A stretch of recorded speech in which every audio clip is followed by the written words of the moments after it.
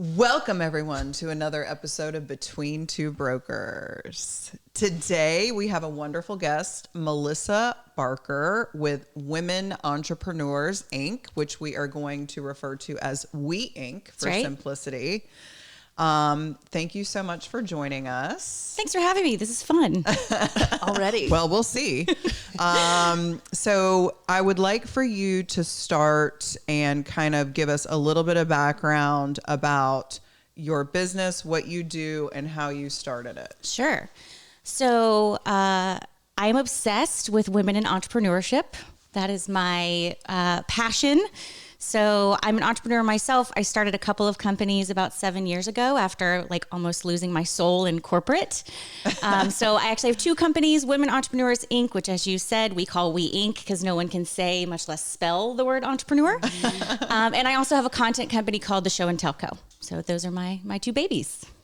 That's awesome. So tell us what you do for women entrepreneurs. Yes. So what I found is that entrepreneurship can be really lonely, especially for women. When I moved to Charleston and started my business, I wasn't really interested in networking events or hanging out in a yoga studio and holding hands and singing Kumbaya. I needed another woman to pull back the curtain and be like, this is how entrepreneurship is done.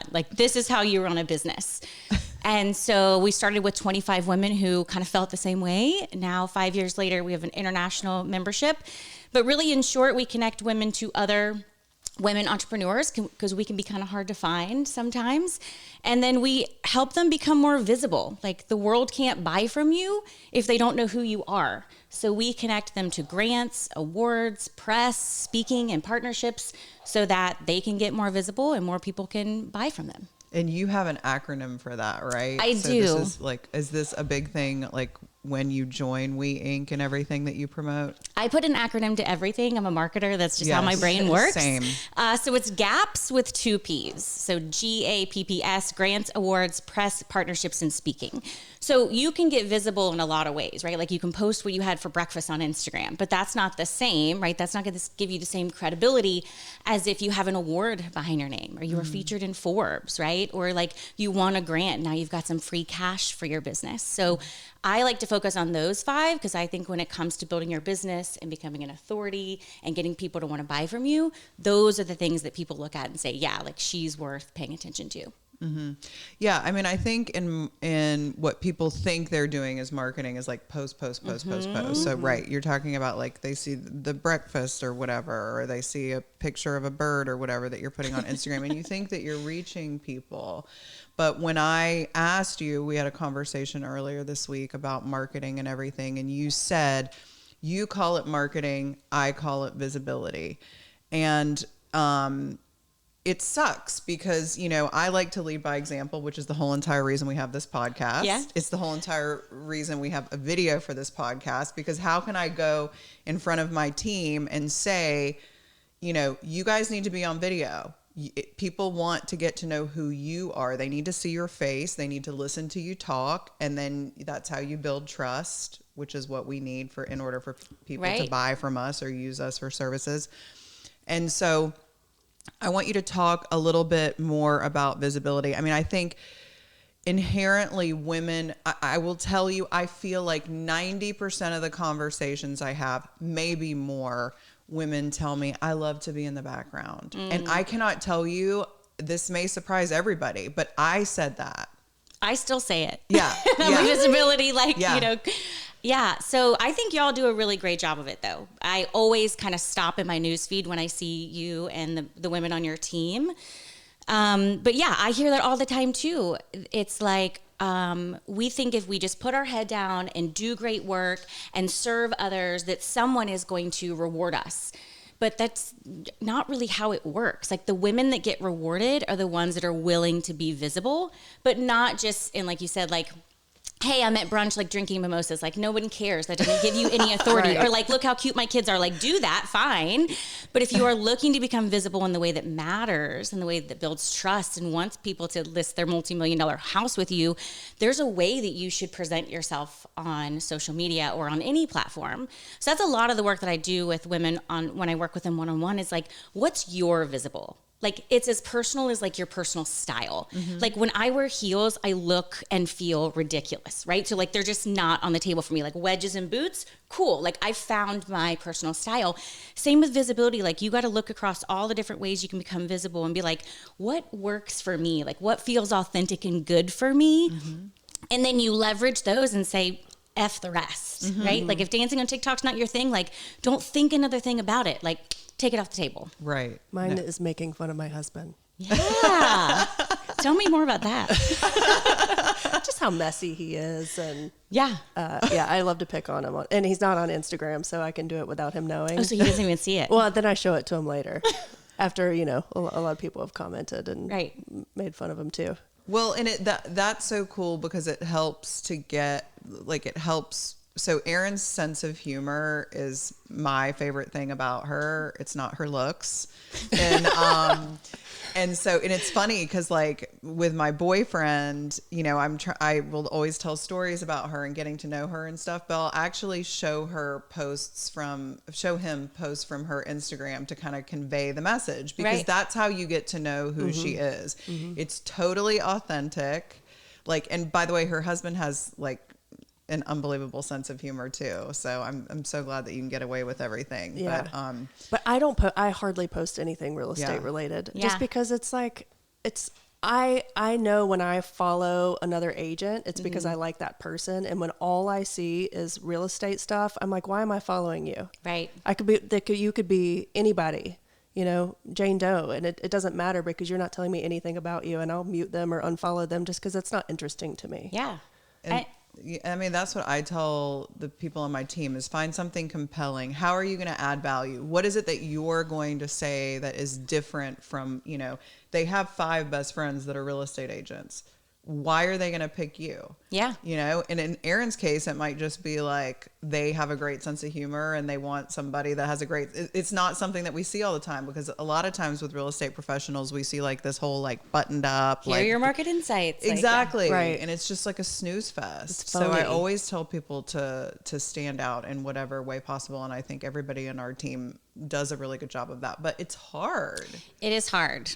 Yeah. But I would compliment you guys. You found a way to not only show yourselves, but I love how you give like voice to the members of your team, because I think that's another missed opportunity as women leaders, as women, as the boss. Like we need to also be helping the women on our team become more visible, right? And build their own personal brand and like what works for them.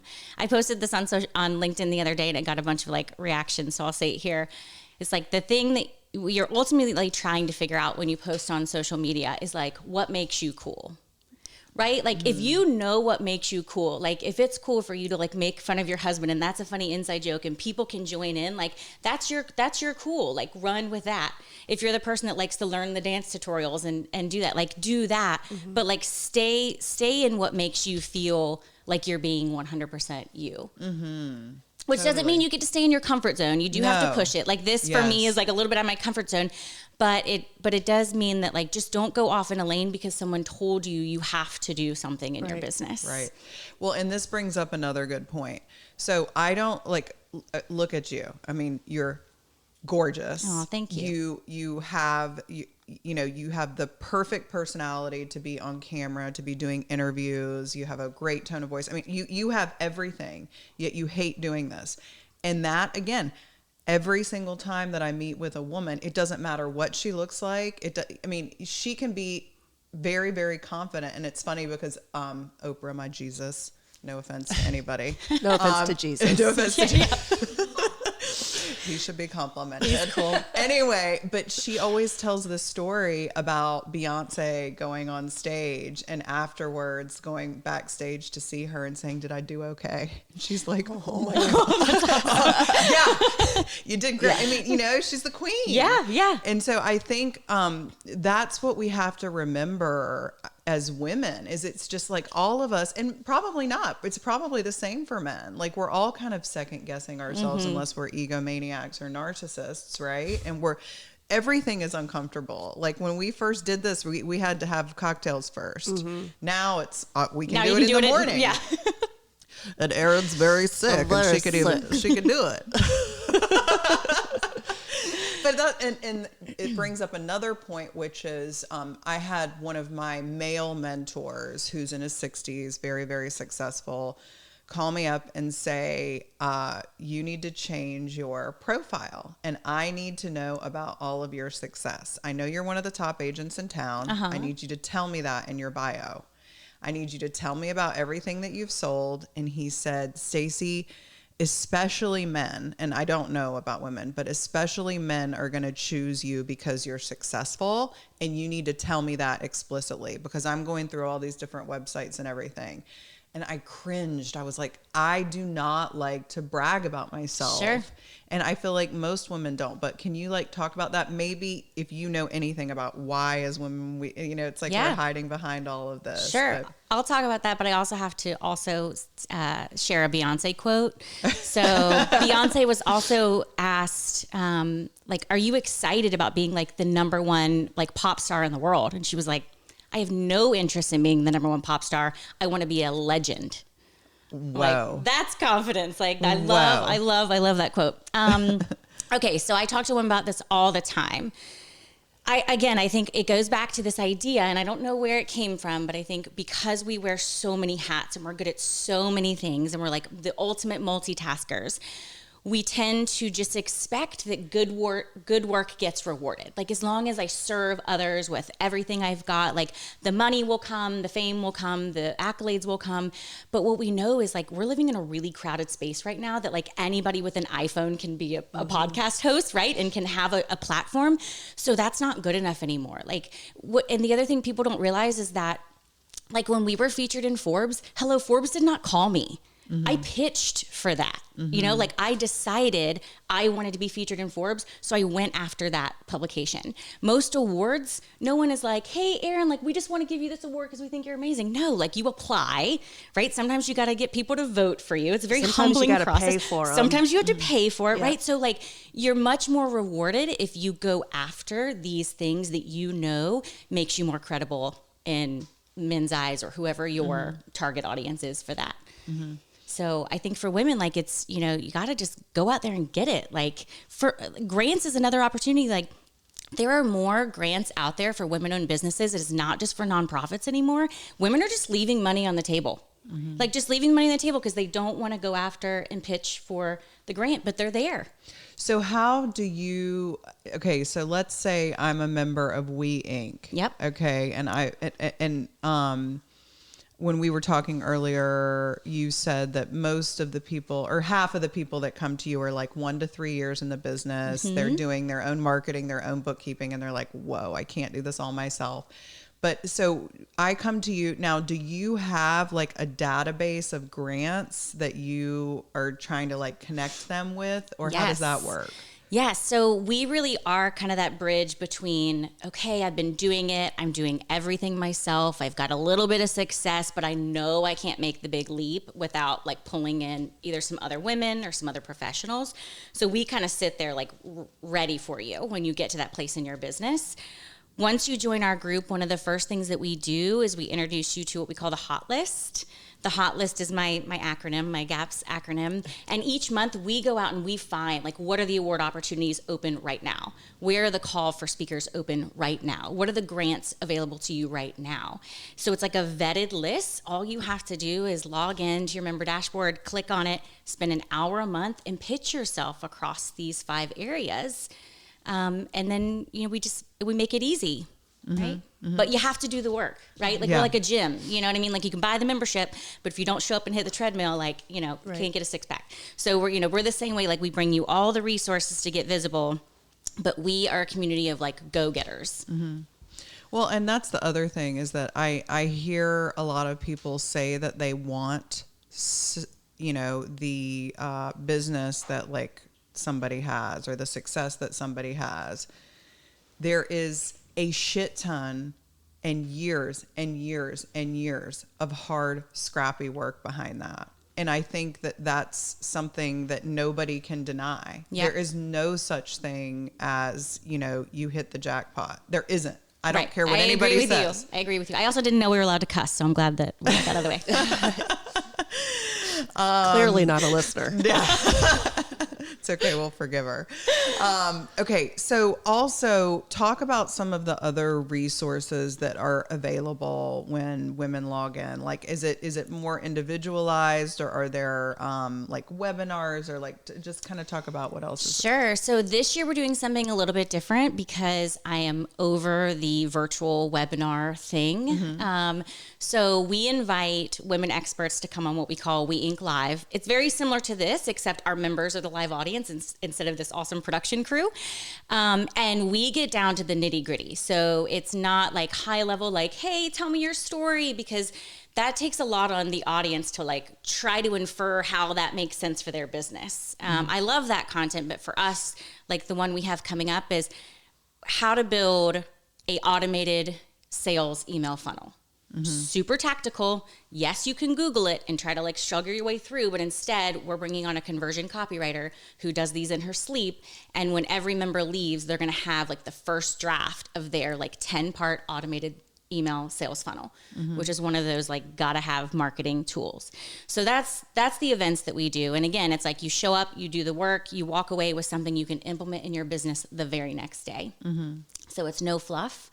The other thing that we have, we call it the studio. So again, the other kind of like place we find women is like they're scrappy as hell. Like we are so good at like getting things done with like Canva and building our own website on Wix and all this stuff. But at some point you will reach a place in your business where you're like, okay, I'm not a graphic designer. Like I'm not a great writer, right? Like you see your deficits and you're like, I'm ready to invest in a professional. So we have really affordable packages where we can say, hey, let's take that DIY Canva logo that you did and like, let's get a real graphic design spin on it, right? And give you something that can last the next 5 years. Or like your website's great, but it's kind of clunky on mobile. Like let's fix that up. So we like to work with those women that are, you know, ready to invest, but they don't have, you know, thousands of dollars to go out and just outsource everything, right? And explain how the membership works. Yeah, so it's a yearly membership. We used to do monthly, and then I realized, listen, like no one can build community in a month. So we ask for women to make a 1-year commitment with us so that they can get in, get the help that they need, and hopefully recruit other women. So the process is easy. You should go to our website. We don't vet you. WomenEntrepreneursInc.com. Entrepreneur is one of the most difficult words to spell. Yeah, you can Google it and figure it out, everyone. Just Google it. We've got like great SEO. Yeah. We don't vet you, but we want you to vet us. You know, so go to our website and see what our resources are. And if those are gaps you need to fill in your business, then, you know, what are you waiting for? And how many members do you have? So we have just under 400 members. And then we also launched something new last year, which is a speaker network. So you mentioned a lot of our women come to us in that first 1 to 3 years of business. But we have another segment of women who are like total badasses, and they are to the point where their business is super sustainable. And now they're looking at moving from being like a consultant or a service provider to a thought leader, right? They want to speak, they want to write their book, they want to launch their online course and have passive income. So those women we cobbled together in our speaker network, and those are the women that get like really curated help to build a strong like personal brand. So do you have to write a book? I'm writing one because it's like again, I feel like when you get to that place where you feel like your head is overflowing, y'all are probably that way with real estate where you just know so freaking much. I feel like putting it all in a book is really therapeutic, right? Even if no one reads it, I'm just like, I just got to get all this shit out, right? Like, because I know so much about, you know, marketing and being visible. So it's not a bad option. How do you do your writing for your book? Do you have like time blocked writing, or do you write? Yeah. How do you do that? Yeah, this is probably a little unconventional, although I do have a woman in our network who does these as a business, which is I go out of town. So I was actually just out of town last weekend in North Carolina. I rented an Airbnb. Luckily, I have an awesome husband. When I'm like, hey, I need, you know, to spend a few $1,000 on an Airbnb to go write my book, he's like, let's do it, babe. Like, I'm all in. But I just know it won't get done without making that investment and stepping away and being away from email. So yeah, I get away. I've heard that writing a book is the most difficult thing that anybody's ever done professionally, from like athletes to doctors and stuff. So if you make it through, yep, I've heard that from everybody. I feel like I've done way harder things, but probably some things that are easier to others are very hard for me. But so you just enjoy it. I do. Yeah. Cause like I said, I think, you get to this point where you do feel like you're an expert in at least a couple of areas. And here's the other thing is, at this point in my life, I'm thinking about like my legacy, like what will my kids think about the work that I've done? And so when you can create tangible artifacts, right? Like my business will not always be around. Like at some point, like I will sell it or I will sunset it or whatever. A book or an online course or a killer, TED Talk, that's a way to make, all this hard work you've put in, like live on, way past you. It's like your legacy. So did you start just writing, or did you do research on how to write a book? So we actually, this is the fun part about leading W.E. Inc. is that I bring in the speakers that I need, right? Yeah. So I did last year, I brought in a woman from self-publishing school, and she actually taught us, like, here's how you do a mind map. Like, here's how you sort through your ideas. Here's how you lay out your chapters. Here's the other thing she taught us, which was cool, is if you write a book, you've just written your social media content calendar and your email content calendar for 365 days. Your table of contents, like, is your content calendar. So it's really worth the effort to get it all out of your head, and out of your, like, sitting on your desktop, right? And then your random notes on your phone, put it in one place. And then if you did want to outsource social media or something, like, here you go, right? I think it's brilliant, and I think everybody should write. I mean, I think it's a great creative outlet, and Erin and I both get the opportunity to write for our business in different ways. And I think it's fantastic. And even, extremely successful authors who have made it a career have all kinds of unpublished work. So I don't think you have to think of it like that. And I think for the audience, I want you to talk about, you basically created this business out of need. You hire or you get speakers to speak out of things that you're excited to learn about. The audience is obviously women entrepreneurs, but are you this like therapy? Is it for yourself? I mean, are you the audience? Are you writing for what you would want to hear, or are you writing for somebody else? Yeah. Whew, that's a good one.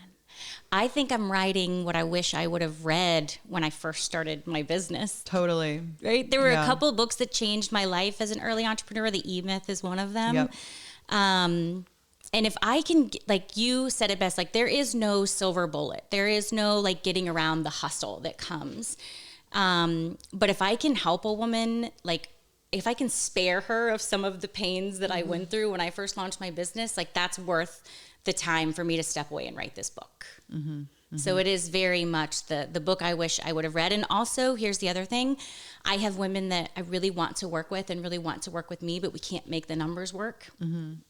Because sometimes in your business, like a Starbucks is expensive. That's just what it is. And so writing this book is my way to say, hey, like maybe you can't afford my services right now, but like here's a $29.99 book, right? Here's like everything that I know. That's so cool. What did the visibility of the Forbes feature do for your business? It was everything. And it's what made me fall in love with this idea of visibility. Because I'm not an egomaniac. I don't need an award on my wall. Like I didn't need a Forbes feature, but all of a sudden I really started to realize like the women that I were looking at that I felt like were my peers, but in their business they were here and I was here. I was like, wait a minute, what do they have that I don't? Oh shit. Like third-party validation, someone other than them saying that they're cool, right? So, and then I started to dissect it more. I'm like, okay, like they go after grants. It's free money. And PR buzz. They nominate themselves for awards. They're pitching to press. They're building partnerships. And all of these things, if you've got Google, you can do for yourself. So when I made the decision that I was going to be a more visible leader, because I hid behind the W.E. Inc. brand for years. You will not see a picture of me on our Instagram account for 4 years. And then all of a sudden it's like the militia show. Because I realized like I needed to step into this role and be a more visible leader. So when we got that feature, what happens is you go from chasing people, like pay attention to me, to messages coming in on every channel. I mean, I get 3 to 4 speaker applications a day, and we only have 20 events a year, right? So it's this awesome place that you get in your business where you go, wow, leads are coming to me. What a concept, and all because I took the time to say, hey, I've got a story worth publishing in Forbes. Is there a topic or a speaker that you've like sells out quicker than most? Like, what are women most like 1, 2, and 3? Yeah. What are they most interested in? It's always marketing. Like if we have one coming up and it's ask me anything about women entrepreneurs on TikTok, because I know it's like top of mind for everyone. Like, you're supposed to be on TikTok, you're supposed to be on TikTok, right? So we're going to have a TikTok expert and she's going to come in and we're going to break it all down. So it's always marketing. I wish, however, the events that sold out were how to legally protect my business. So how to, right? So the dry shit. shit. And we talked about this on the phone this week. Trends versus, things that are evergreen. So TikTok is a trend. Yeah. I find that everyone is looking for the next shiny new thing in life and business and home decor, home design. Like we're going to do an episode on the design trends and stuff like that. I have scrapped everything surrounding that. I don't believe in it. I don't chase it. I don't care. And I think that it's a shame. I mean, I'm not saying there's anything wrong with TikTok. TikTok's great. And a lot of people have had success from it. Yeah. But if you're, ADD with your marketing and you're constantly going after the new thing and you don't have consistency with a platform that works for you or something like that, then I think it's just a waste of time. And I think we just need to be very careful when it comes to trends or new ideas. I was listening to a podcast with a personal trainer who trains a bunch of celebrities and athletes in LA. And he's like, I've been doing this for 20 years. I have the same exercises. I bet, right? Same exact exercises for my personal workouts and that I have my clients do. And he's like, it sucks because I have to come up with different fun ways to be creative on Instagram. So I kind of make jokes. But he's like, I'm not doing some stupid Instagram move that no one can do. Right. And he was like talking about all these like young personal trainers on Instagram showing these moves that are like really cool to look at, but not functional. Also, no one can do them. Right. It's like the thing that I preach over and over again is you have to keep it simple. And, your thing with marketing simplistically is like getting noticed. If TikTok is what does that, great. But like, if you are not going to be comfortable doing the shenanigans that you have to do on TikTok to get noticed, like don't go to that seminar. Right. Right. Yeah. It's okay to say no to those types of things if they're not like in alignment with you. Mm-hmm. I have 2 stepdaughters, 11 and 13. And so like trends are everything, right? They're in middle school, like fitting in is like the name of the game. And their brains are not formed, guys. They're not totally formed. So these are the people that chase trends, 11-year-olds and 13-year-olds. You're grown up. And I get it. Like, I totally get it. You want to be cool. But I tell them this all the time when it comes to fashion trends. Like, if it looks good on you and you feel comfortable in it, rock the mom jeans. Like, wear the blazers. But if you don't, like, then don't. Mm-hmm. Right? Like it has to look good on your body. You've got to feel good in it. So I feel like it's the same with these marketing and the gaps. If public speaking scares you to death, not like, oh, I'm kind of uncomfortable with some practice, I could be better. But like if it makes you want to cry, forget it. Mm-hmm. Like there's other things you can do. Mm-hmm. But you have to have the bravery to say like, what am I going to pursue and what am I going to purposefully say no to? Mm-hmm. Yes. So what was the legal topic you wished more women were interested in?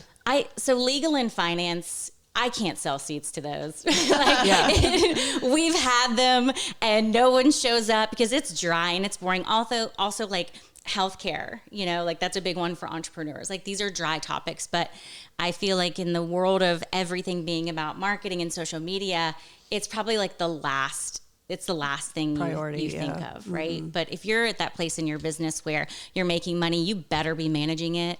If you've built any sort of success, you better be legally protecting it. So I do wish there was a little bit more love for those topics. And so we do bring them in. We've just found a way to do it that's not during a live event. Mm-hmm. We do office hours with experts. That's so cool. You can meet with them one-on-one. Well, and you're exactly right. The other thing is I think people are just generally obsessed with making money. So they want to do the thing that is going to be income generating and they don't think about the thing that is going to protect it. Good point. Or like even let it grow. They're just like, I just got to sell the thing. thing, I never thought about that, but you're right.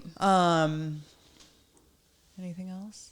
I don't think so. Yeah. If you want to tell plug people your how stuff to get in touch and- with you. Yeah. So follow us on Instagram. Speaking of social media, I say that because that's just the best way for us to pop into your newsfeed and let you know like who we are. You can meet the women that are in our network and decide if we're right for you, maybe attend an event.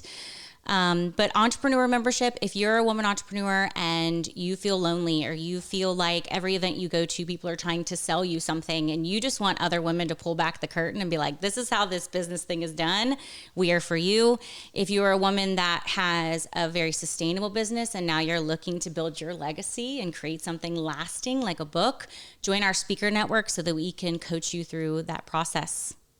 Instagram handle and website one more time. Yes, womenentrepreneursinc.com and Instagram is women.entrepreneurs.inc.